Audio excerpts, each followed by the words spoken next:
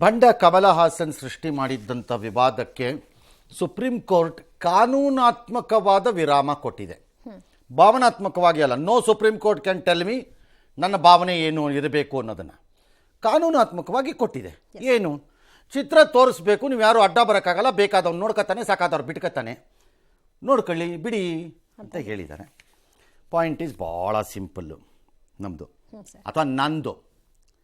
ಈ ಕೋರ್ಟ್ಗೆ supreme court ಕರ್ನಾಟಕದವರು ಯಾಕೆ ತಡ ಮಾಡ್ಬೇಕಪ್ರ ನೀವು? ಯಾವನ್ರಿ ಹೇಳಿದ್ದಾನೆ ಈ ಫಿಲಮನ್ನು ರಿಲೀಸ್ ಮಾಡಬೇಡ ಅಂತ? ಎಲ್ಲೆಲ್ಲಿದೆ ಕರ್ನಾಟಕ ಗೌರ್ಮೆಂಟ್? ಹೇಳಿಲ್ಲ. ಹೇಳೇ ಇಲ್ವಲ್ಲ ನಾವು. ಅಥವಾ ಚೇಂಬರು ಎಲ್ಲಿ ಹೇಳಿದೆ? ಚೇಂಬರು ಕ್ಷಮೆ ಕೇಳಬೇಕು ಅಂತ ಅಷ್ಟೇ ಹೇಳಿದ್ರು. ಎಲ್ಲಿ ಹೇಳಿದೆ? ಮಾಡಪ್ಪ, ವಿತರಕರು ಮಾಡಲ್ಲ ಅಂತಿದ್ದಾರೆ. ಅದು ಅವ್ರ ಅದಕ್ಕೂ ಸುಪ್ರೀಂ ಇಲ್ಲ, ವಿತರಕ ಕರ್ನಾಟಕ ಸರ್ಕಾರವೇ ವಿತರಕ ಆಗಬೇಕು ಅಂತ ಹೇಳೋಕ್ಕಾಗತ್ತೇನಾ? ಇಲ್ವಲ್ಲ. ಅಥವಾ ನಾಳೆ ಕನ್ನಡಿಗರು ಹೋಗಲೇಬೇಕು ಕನಿಷ್ಠ 20% ಜನ ಅಂತ ಹೇಳೋಕ್ಕಾಗತ್ತೇನಾ? ಆ ನಿರ್ಧಾರನ ಜನರು ಮಾಡಬೇಕು. ಥಿಯೇಟರ್ ಮಾಲೀಕನಿಗೆ ನೀನು ಕಡ್ಡಾಯವಾಗಿ 3 ಶೋನ ತೋರಿಸಲೇಬೇಕು ಅಂತ ಸುಪ್ರೀಂ ಕೋರ್ಟ್ ಹೇಳೋಕ್ಕಾಗತ್ತೇನೋ? ಬೇಡ, ನೀವು ಬಿಡುಗಡೆ ಮಾಡಪ್ಪ. ಥಿಯೇಟರ್ ಮಾಲೀಕರಿಗೆ ಇಷ್ಟು ಹೇಳಿ, ಭಾವನೆಗಳ ಧಕ್ಕೆ ಆಗಿದೆ, ನಮ್ಮ ಜೊತೆನೆ ನಿಮಗೂ ಆಗಿದೆ ಅಂತ ನಾವು ಅಂದ್ಕೊಂಡಿದ್ದೀವಿ. ಆಗಿಲ್ಲ ಅಂದ್ಕೊಂಡು ನೀವೇನಾದ್ರು ಒಂದಿನದ್ದು ಕೂಳಾಸೆಗೆ ಹೋದರೆ ಆಮೇಲೆ ತುಂಬ ಕೂಳು ಕಳ್ಕೋಬೇಕಾಗಿ ಬರ್ಬೋದು. ಬೇಡ ಅಲ್ವೇ ಅಂತ ಒಂದು ಮಾತು ಹೇಳಿಬಿಟ್ರೆ ಆಯ್ತಪ್ಪ. ಒಂದು ಬೇಕಾ ಉಳ್ದದ್ದು ಬೇಕಾ ಅಷ್ಟೆ. ಅದು ಬಿಟ್ಟು ಯಾಕೆ ಟೆನ್ಷನ್ ಮಾಡಿ? ಯಾವಾಗ ಬೇಕಾದ್ರೂ ರಿಲೀಸ್ ಮಾಡ್ಕೊಳಯ್ಯ, ಕಚಡ ಮಾಡ್ಕೊ ಅಂತ ಹೇಳಿ ಬುದ್ಧಿ ಕಲ್ಸೋಣ ಅಷ್ಟೆ.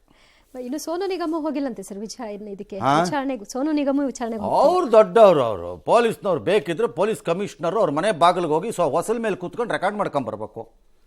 ಕೋರ್ಟೆ ಹೇಳಿದೆಯಲ್ಲ ಸರ್. ಇವರೆಲ್ಲ ದಿಮಾಕಿನ ಪ್ರತಿರೂಪಗಳು. ಜನರು ದುಡ್ಡು ತಿಂದುಬಿಟ್ಟು ದೊಡ್ಡವರಾಗಿದ್ದೀವಿ ಅಲ್ದೇನೆ. ಬರ್ತಾನೆ ಬಿಡ್ರಿ, ಎಲ್ಲೋಗ್ತಾನೆ ಅವನು. ಓದಿತಾರ ಒಂದಿನ ಬರ್ತಾನಾಗ ಬಾಯಿ ಮುಚ್ಕೊಂಡು. ಎಸ್, ಬಿಪಿಎಲ್ ಕಾರ್ಡ್ ಬೆನ್ನಲ್ಲೇ ಅವ್ನು ಬರ್ತಾನೋ ಬಿಡ್ತಾನೋ, ಅವ್ನು ಇನ್ನೊಂದ್ಸರಿ ಕರ್ನಾಟಕದಲ್ಲಿ ಹಾಡಕ್ಕೆ ಬರಬಾರ್ದು ಅಷ್ಟೇ. ಈ ತೀರ್ಮಾನಕ್ಕೆ ಬನ್ನಿ, ಮಿಕ್ಕಿದ್ ನೋಡ್ಕೊಳ್ಳೋಣ ಅಷ್ಟೇ. ಬಿಪಿಎಲ್ ಕಾರ್ಡ್ ಬೆನ್ನಲ್ಲೇ ಸರ್ಕಾರ ಈಗ ವೃದ್ಧಾಪ್ಯ ವೇತನ, ಸಂಧ್ಯಾ ಸುರಕ್ಷಾ ಅನರ್ಹ ಫಲಾನುಭವಿಗಳಿಗೆ ಕೊಡೋದಕ್ಕೆ ಮುಂದಾಗಿದೆ. ರಾಜ್ಯ ವಿಪತ್ತು ನಿರ್ವಹಣಾ ಪ್ರಾಧಿಕಾರ ಮತ್ತು ಸಾಮಾಜಿಕ ಭದ್ರತೆ ಮತ್ತು ಪಿಂಚಣಿ ಆಯುಕ್ತಾಲಯದಿಂದ ಎಲ್ಲಾ ಜಿಲ್ಲೆಗಳ ಡಿಸಿಗಳಿಗೆ ಪತ್ರ ಬರೆದಿದ್ದಾರೆ. ಅನರ್ಹರನ್ನ ಗುರುತಿಸಲು ಇಲಾಖೆಯಿಂದ ತಹಶೀಲ್ದಾರ್ ನೇತೃತ್ವದ ಟೀಮ್ ರಚನೆ ಮಾಡಲಾಗಿದೆ. ಸದ್ಯ ಸಂಯೋಜನೆ ಆಪ್ ಮೂಲಕ ಸುಮ್ಮನೆ ಆಮೇಲೆ ಮೋದಿನ ಬೈಕೊಂಡು ಓಡಾಡಿ ಆಮೇಲೆ ಗ್ಯಾರಂಟಿ ಕೊಟ್ಟಿದ್ದೇವೆ, ಜನಕ್ಕೆ ಅನುಕೂಲ ಆಗಿದೆ, ಹೇಳಿದಂತೆ ನುಡಿದಂತೆ ನಡೆದಿದ್ದೇವೆ ಅಂತ ಒಂದು ಬುರುಡೆ ಬಿಟ್ಕೊಂಡು ಇನ್ನೊಂದು ಕಡೆಯಿಂದ ಕಿತ್ತಾಕೊಂಡು ಹೋಯ್ತಾರೆ. ಹೇಳ್ತೀನಿ ಸುಮ್ಮನೆ. ಆಂಧ್ರ CM, ತೆಲಂಗಾಣ CM ಲಾಭ ಲಾಭ ಲಾಭ ಲಾಭ ಇನ್ನೊಂದು ವಾರ ಬಿಟ್ಕೊಂಡು ಯಾವನು ಹೇಳ್ದವ್ ನನಗೆ? ನಾನು ಹಂಗೆ ಹೇಳಿಲ್ಲ, ಹಿಂದಿನ ಸರ್ಕಾರದ್ರಿ ಅಂದ್ಬಿಟ್ರೆ ಆಗೋಯ್ತು. ಸ್ಪಷ್ಟವಾಗಿ ಹೇಳಿದ್ರೆಲ್ಲ ಮಾಡೋದು ಮಾಡ್ತೀರಿ, ಅನಾಚಾರ ಮಾಡಿಬಿಟ್ಟು ಲಬ ಲಬ ಒಂದು ಬಿಡ್ಕೊಂಡ್ರೆ ನಾವೇನು ಮಾಡೋಕ್ಕಾಗತ್ತೆ? ಅಯ್ಯೋ ಜನ ಕೇಳ್ರಿ, ಈ ದೇಶದಲ್ಲಿ ಜನನೇ ತಲೆ ಕೆಡ್ಸ್ಕೊಂಡಿಲ್ಲ, ಈ ಕಚಡಗಳನ್ನೆಲ್ಲ ಆಯ್ಕೆ ಮಾಡಿ ಕಳಿಸ್ತಾರೆ, ನಾವೇನು ಮಾಡೋಣ? ಅದಕ್ಕೆ ಜನಕ್ಕೂ ಅದೇ ಬೇಕಾಗಿರೋದು.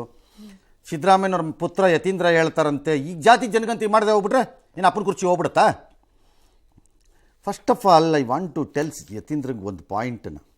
Stop looking at Siddaramaiah as your father first. Treat him as a chief minister, I say. Why are you making it a family issue? Stop talking that. ನಾವು ಅಪ್ಪಂಗೆ ಆಗ್ಬಿಡ್ತಾ, ಅಣ್ಣಂಗೆ ಆಗ್ಬಿಡ್ತಾ, ತಂದೆಯವ್ರಿಗೆ ಆಗ್ಬಿಡ್ತಾ? Stop it. ಅವ್ರು MLC ತಾನೆ ಈಗ? MLC ಆಗಿದ್ದಾರಲ್ವ ಈಗ? MLC ಪಕ್ಷದ ಒಬ್ಬ ಕಟ್ಟಾಳುವಿನಂತೆ ಮಾತಾಡಿ, ತಪ್ಪಿಲ್ಲ. ನೀವು ಅಪ್ಪ ಅಂತ ಮಾತಾಡಿದ ತಕ್ಷಣ ನಿಮ್ಮ ಮಾತುಗಳಿಗೆ ಬೆಲೆ ಇಲ್ಲ. When do you become a leader? I say ನಿಮ್ಮ ಅಪ್ಪನ ಹೆಸರು ಹೇಳ್ಕೊಂಡೇ ಇದ್ದು ಬಿಡ್ತೀರಾ ಹಿಂಗೆ? ಇವರೆಲ್ಲ ಕತೆ ಆಯ್ತು ನನಗೆ. ಜಾತಿ ಜನಗಂತಿ ಆಗಿರೋದು ವಿರೋಧ ಮಾಡಿದ್ರು, ಹಂಗಾಗಿ ಹೊಸ್ದಾಗಿ ಮಾಡ್ತಾ ಇದ್ದೀವಿ ಅಷ್ಟೇ, ಇನ್ನೇನು ಕಾರಣ ಇಲ್ಲ. ಅವ್ರ ಬದಲಾವಣೆ ಬಗ್ಗೆ ಏನು ಕಾರಣ ಇದೆ? That's a fair argument. ಬೇಕಾರೆ ಮಾಡಿ, ಆರ್ಗ್ಯುಮೆಂಟ್ ತಪ್ಪಲ್ಲ. ಬದಲಾವಣೆ ಆಗಬೇಕು. ಸಿದ್ದರಾಮಯ್ಯನವ್ರನ್ನ ಬದಲಾಯಿಸೋಕ್ಕೆ ಏನ್ರಿ ಇದೆ ಕಾರಣ ಅಂತ ಕೇಳಿ, ಅಪ್ಪನ ಬದಲಾಯಿಸೋಕ್ಕೆ ಏನು ಕಾರಣ ಇದೆ ಅಂತಂದರೆ ಒಳ್ಳೆ ಕತೆ ಆಯ್ತು ಇವ್ರದ್ದು ನನಗೆ.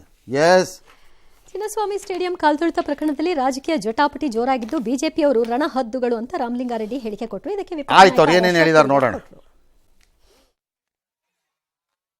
ಬಿಜೆಪಿಯವರು ಯಾವತ್ತೂ ಕೂಡ ಸಾವು ಎಲ್ಲಾದರೂ ಅಲ್ಲಿ ರಾಜಕಾರಣ ಮಾಡ್ತಾರೆ.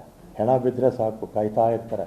ಹದ್ದುಗಳ ಥರ ರಣಹದ್ದುಗಳ ಥರ ಕಾಯ್ತಾ ಇರ್ತಾರೆ ಬಿಜೆಪಿಯವರು. ಎಲ್ರಿಗೂ ಗೊತ್ತಿರ್ತಕ್ಕಂಥದ್ದು ನಮ್ಮ ದೇಶದಲ್ಲಿ ಅನೇಕ ಘಟನೆಗಳು ಈ ರೀತಿ ಆಗಿದೆ. ರಾಜೀನಾಮೆ ಪಡೆದಂಥ ಮುಖ್ಯಮಂತ್ರಿಗಳು ಉಪಮುಖ್ಯಮಂತ್ರಿಗಳನ್ನ ರಣಹದ್ದುಗಳು ಯಾರಿಗೆ ಅಂತ ಹೇಳಿದ್ರೆ ಈ 11 ಜನರ ಕೊಲೆ ಏನಾಗಿದೆ ಅದಕ್ಕೆ ಗರ್ಡನ್ ರೀತಿ ನಾವು ಹೋರಾಟವನ್ನ ಮಾಡ್ತಾ ಇದ್ದೀವಿ. ನ್ಯಾಯ ಸಿಗೋವರೆಗೂ ಹೋರಾಟ ಮಾಡ್ತೀರಿ.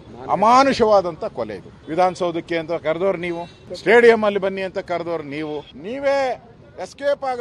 ಮೊನ್ನೆ ಸತ್ರಲ್ಲ 242 ಜನ, ಅದಕ್ಕೆ ಯಾರು ರಾಜೀನಾಮೆ ಕೊಡಬೇಕು? ರೈಲ್ವೆ ಸತ್ರಲ್ಲ, ಅದಕ್ಕೆ ಯಾರು ಜವಾಬ್ದಾರಿ ಕೊಡೋದು? ಆಮೇಲೆ ಬ್ರಿಡ್ಜ್ ಇದಕ್ಕಿದ್ದಲೇ ಉದ್ಘಾಟನೆ ಮಾಡುವಲ್ಲೇ ಬಿದ್ದೋಯ್ತಲ್ಲ, 140 ಜನ ಸತ್ರು, ಅದಕ್ಕೆ ಯಾರು ಕೊಡಬೇಕು? ರಾಜೀನಾಮೆ ಯಾಕೆ ಕೊಡಬೇಕು? ಓಕೆ ಸರ್, ಬಟ್ ಇದನ್ನೆಲ್ಲ ಲಿಂಕ್ ಮಾಡಿಕೊಂಡು ರಾಮಲಿಂಗಾರೆಡ್ಡಿ ಈಸ್ ರಾಂಗ್. ಸಾಮಾನ್ಯ ವೆಲ್ ಕಂಟ್ರೋಲ್ಡ್ ಟಾಕಿಂಗ್ ಇರುತ್ತೆ. Today you have cross the line. ಯಾರು ರಣಹದ್ದು? ಇನ್ನು ಕಾಂಗ್ರೆಸ್ಸಲ್ಲಿ ರಣಹದ್ದುಗಳಿಲ್ವಾ? ಬರೀ ಒಂದು ರಾಜಕೀಯವಾಗಿ ಹಿಂಗೆ ಘಟನೆ ನಡೆದಾಗ ಅದು ರಣಹದ್ದ? ಜನರನ್ನು ಹೀರಿ, ರಕ್ತ ಹೀರಿ, ಎಲ್ಲ ಡಿಪಾರ್ಟ್ಮೆಂಟ್ಗಳಲ್ಲಿ ಹಂಗೆ ಇದರಲ್ಲಿ ಮತ್ತೊಂದರಲ್ಲಿ ಕಾಸು ಹೊಡೆದು ತಿಂತ ಕೂತಿದಾರಲ್ಲ ನಿಮ್ಮ ಪಕ್ಷದ ಒಳಗಡೆಯಲ್ಲಿ ಭಾಳ ಜನ ರಣಹದ್ದುಗಳಲ್ವಾ? ಏನಲ್ಬೇಕು ಟ್ರಾನ್ಸ್ಫರ್ ಮಾಡ್ಸೋಕ್ಕೆ ಗೋಳಾಡಿಸಿ ಕಣ್ಣೀರು ಹಾಕಿಸ್ತಾ ಇದ್ದೀರಲ್ಲ, ರಣಹದ್ದುಗಳಲ್ವಾ? ಎಲ್ಲ ಸ್ಮೂತ್ ಆಗಿ ಆಗ್ತಾ ಇದೆಯಾ? ಹೇಳಿದ್ದನ್ನ ನುಡಿದಂತೆ ನಡೆಗೆ ಜಾರಿ ಅಂತ ಒಂದಾದ್ಮೇಲೆ ಒಂದು ಪ್ರೈಸ್ ರೈಸ್ ಮಾಡ್ಕೊಂಡು ಬಂದ್ರಲ್ಲ ನಮ್ಮ ಪ್ರಾಣ ತಿನ್ನಕ್ಕೆ, ರಣಹದ್ದುಗಳಲ್ವಾ? ಈ ರಣಹದ್ದುಗಳ ಪಾರ್ಟಿ ಜೊತೆನೆ ಸಾಯೇಬ ತಾವು ಕೈ ಜೋಡಿಸಿ ಹೋಗಿರ್ಲಿಲ್ವಾ? ರೈಟ್, ವಾಪಸ್ ಓಡ್ ಬಂದ್ಬಿಟ್ರಿ. ಅವತ್ತು ರಣಹದ್ದುಗಳು ಚೆನ್ನಾಗಿದ್ವಾ? It's not a fair comment. Yes, ರಾಜ್ಯದಲ್ಲಿ ಮುಂಗಾರು ಆರ್ಭಟ ದಿನೇ ದಿನೇ ಜೋರಾಗ್ತಾ ಇದೆ. ಕರಾವಳಿ ಮಲೆನಾಡು ಭಾಗದಲ್ಲಂತೂ ಹೇಳತೀರದಾಗಿದೆ. ಕರಾವಳಿ ಜಿಲ್ಲೆಗಳಾದ ದಕ್ಷಿಣ ಕನ್ನಡ, ಉಡುಪಿ, ಉತ್ತರ ಕನ್ನಡದಲ್ಲಿ ನದಿಗಳು ಉಕ್ಕಿ ಹರಿತಾ ಇವೆ. ಪ್ರವಾಹ ಭೀತಿಯನ್ನ ಹೆಚ್ಚು ಮಾಡ್ತಿದೆ. ಭಾರೀ ಮಳೆಗೆ ಮಂಗಳೂರು ಹೊರವಲಯದ ಕಣ್ಣೂರು ಎಚ್ಎಸ್ ನಗರದಲ್ಲಿ ಏಕಾಏಕಿ ಗುಡ್ಡ ಕುಸಿತವು ಕೂಡ ಆಗಿದೆ. ಇನ್ನು ಚಿಕ್ಕಮಗಳೂರು, ಶಿವಮೊಗ್ಗ, ಹಾಸನದಲ್ಲಿ ಧಾರಾಕಾರ ಮಳೆಯಾಗ್ತಾ ಇದೆ. ಕೊಡಗಿನಲ್ಲೂ ಭಾಗಮಂಡಲ ತ್ರಿವೇಣಿ ಸಂಗಮ ಮುಳುಗಡೆಯಾಗಿದೆ. ಮಹಾರಾಷ್ಟ್ರದ ಘಟ್ಟ ಪ್ರದೇಶದಲ್ಲಿ ಭಾರೀ ಮಳೆ ಪರಿಣಾಮ ಬೆಳಗಾವಿಯಲ್ಲಿ ನದಿಗಳೆಲ್ಲ ಉಕ್ಕಿ ಹರಿತಾ ಇದೆ. ಕೇರಳದ ಕಾಸರಗೋಡಿನಲ್ಲಿ ಮಳೆ ಆರ್ಭಟ ಜೋರಾಗಿದೆ. ಎಲ್ಲ ಕಡೆ ಚೆನ್ನಾಗಿದೆ. KRS, ಹೇಮಾವತಿ, ಹಾರಂಗಿಗೆಲ್ಲ ನೀರು ಬಂದಿದೆ. KRSಗೆ 111, 112 ಅಡಿ ನೀರಾಗಿದೆಯಂತೆ. ಒಳ್ಳೇದಪ್ಪ. ಆಗಲೇ ಬ್ರದರ್ಸ್ ಕೊಡೋಣ ಒಂಚೂರು ಹೇಳ್ತಾರಲ್ಲ ಆಗಾಗ. ಬ್ರದರ್ಸ್ ಕೊಟ್ರೆ ಆಯ್ತಪ್ಪ. ಏನು ಬ್ರದರ್ ಅಂತಂದ್ರೆ ಆಯ್ತಪ್ಪ. ಓಕೆ ಅಲ್ಲ, ಕೊಡೋಣ ಇದ್ದು ಇಟ್ಕೊಂಡು ನಮಗೆ ಉಪ್ಪಿಗೆ ಹಾಕೊಂಡು ನೆಕ್ಕಬೇಕಾ? ಅದ್ರಲ್ಲಿ ಮುಳ್ಕೊಳಕ್ಕೆ ನಾವು ಯಾವನು ಇಟ್ಕೊತಾನೆ? ಎಲ್ಲ ಕಡೆನೂ ಆಗಿದೆ. ಹುಷಾರಾಗಿ ಹೇಳ್ಬೇಕಷ್ಟೇ. ಆಮೇಲೆ ನಾಳೆ ಏನಾದ್ರು ಹೆಚ್ಚು ಕಡಿಮೆ ಆಗ್ಬಿಟ್ಟು ಯಾರು ಫ್ಲಡ್ಡು ಗಿಡ್ಡು ಬಂದರೆ ಎಲ್ಲ ಮೋದಿ ಇದೇನು ಇದಾನಲ್ಲ, ಸರಿ ಇಲ್ಲ ಅಂತೀರಾ ನಂಬಕ್ಕೆ ಬರಲ್ಲ ಕೆಲವ್ರನ್ನ. ಯಾರೋ ಒಬ್ಬ ಮಹಾನ್ ಘನತೆವೆತ್ತ ಕಚಡ ಕಾಂಗ್ರೆಸ್ ಲೀಡರ್ ಒಬ್ಬ ಯಾರೋ ಹೇಳಿದ್ದು ಕೇಳಿಸ್ಕೊತಾ ಇದ್ದಪ್ಪ ನಾನು. ಮೇಂಟೆನೆನ್ಸ್ ಇಶ್ಯೂ, ಅದು ನಥಿಂಗ್ ಬಟ್ ಮೇಂಟೆನೆನ್ಸ್ ಇಶ್ಯೂ, ಅದು ಇದು ಇದು ಅಂತೆಲ್ಲ ಆ ಥರ ಎಲ್ಲ ಏನೇನು ಅದನ್ನು ಸರ್ಕಾರ ಫಾಲೋ ಮಾಡಿಸಿಲ್ಲ ಅಂತ ಏನೇನೋ ಬಿಡ್ತಾ ಇದ್ರು ಇಲ್ಲಿ. ಬಿಡ್ತಾರೆ. ಎಸ್, ಪಹಲ್ಗಾಮ್ ಭಯೋತ್ಪಾದಕ ದಾಳಿಯ ಪರಿಣಾಮ ಸಿಂಧೂ ನದಿ ನೀರಿನ ಹಂಚಿಕೆಯ ಒಪ್ಪಂದವನ್ನು ಭಾರತ ಸ್ಥಗಿತಗೊಳಿಸಿರೋ ಕಾರಣ ಪಾಕ್ ರೈತರು ಪರದಾಡ್ತಾ ಇದ್ದಾರೆ. ಪಾಕಿಸ್ತಾನದ ಮುಂಗಾರು ಬೆಳೆಗಳ ಬಿತ್ತನೆಯಲ್ಲಿ 17% ಕುಸಿತ ಆಗಿದೆ. ಪಾಕಿಸ್ತಾನ ಸರ್ಕಾರದ ಸಿಂಧೂ ನದಿ ವ್ಯವಸ್ಥೆ ಪ್ರಾಧಿಕಾರ ಬಿಡುಗಡೆ ಮಾಡಿರುವ ದೈನಂದಿನ ನೀರಿನ ಪರಿಸ್ಥಿತಿ ವರದಿಯ ಪ್ರಕಾರ ಈ ವರ್ಷ ಜೂನ್ 16ರಂದು ಸಿಂಧೂ ನದಿ ನೀರಿನ ಒಟ್ಟು ಪ್ರಮಾಣ 1.33 ಲಕ್ಷ ಕ್ಯೂಸೆಕ್ ಆಗಿದ್ದು, ಕಳೆದ ವರ್ಷ 1.6 ಲಕ್ಷ ಕ್ಯೂಸೆಕ್ ಇತ್ತು. ಇದು ದೊಡ್ಡ ಕೊರತೆ ಏನಲ್ಲ, ಮುಂದಾಗತ್ತೆ ಇನ್ನೂ ಕೊರತೆ. ನಮ್ಮವರು ಕೆನಾಲ್ ಮಾಡಿ ನೀರನ್ನು ಈ ಕಡೆ ಎಳೆಯಕ್ಕೆ ಇದು ಮಾಡ್ತಿದ್ದಾರೆ, ಹಾಗಾಗತ್ತೆ.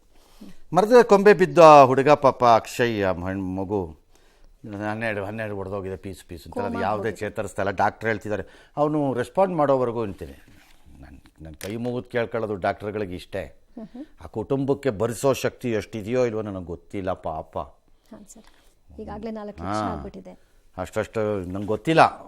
ಅಲ್ಲಿ ಮಕ್ಕಳಿಗೆ 12, 13 ಆದಮೇಲೆ ರೆಸ್ಪಾಂಡ್ ಮಾಡತ್ತೆ ಅಂತೀರಾ ಡಾಕ್ಟ್ರೇ? ಏನಪ್ಪ ಗೊತ್ತಿಲ್ಲ, ಮಿರಾಕಲ್ ಥರ ಆದರೂ ಆಗ್ಬೋದೇನೋ. ಎಲ್ಲ ತಂದೆ ತಾಯಿಗಳಿಗೂ ಅದೇ ತಾನೇ ಆಸೆ. ಅಲ್ಟಿಮೇಟ್ಲಿ ವೆಂಟಿಲೇಟರ್ನಲ್ಲಿ ಇಡ್ತೀವಿ, 24 ಗಂಟೆ ನೋಡೋಣ, ಏನೂ ಹೇಳೋಕ್ಕಾಗಲ್ಲ ಅಂತ ಅಂತಿದ್ದಾರೆ. ಏನೋ ನಿಮ್ಮನ್ನು ನಂಬಿದ್ದೀವಿ ಡಾಕ್ಟ್ರುಗಳನ್ನ, ನೀವು ಹೇಳ್ತಿರೋದನ್ನ.